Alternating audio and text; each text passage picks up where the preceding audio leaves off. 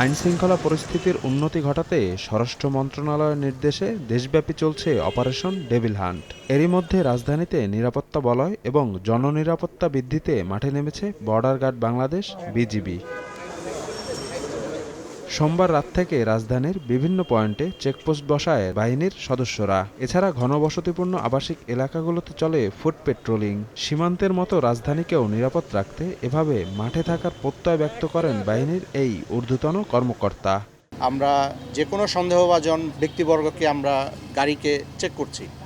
তো আমাদের আশা যে আমাদের এই কার্যক্রমের মাধ্যমে, এই উদ্যোগের মাধ্যমে দেশের বা ঢাকা শহরে অর্থাৎ আমাদের যে নিজেদের দায়িত্বপূর্ণ এলাকা যেটা, এটার যে আইনশৃঙ্খলা পরিস্থিতি এটা উন্নতি করতে পারবো ইনশাল্লাহ।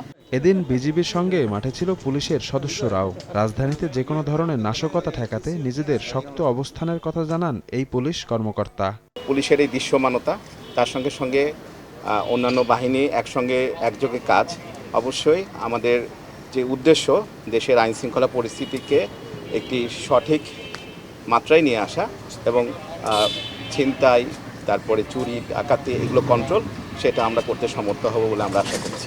নগরবাসীর জানমালের নিরাপত্তায় আইনশৃঙ্খলা বাহিনীর তৎপরতা আরও বাড়বে বলে জানিয়েছে সংশ্লিষ্টরা। শফিক মুন্সি, সময় সংবাদ, ঢাকা।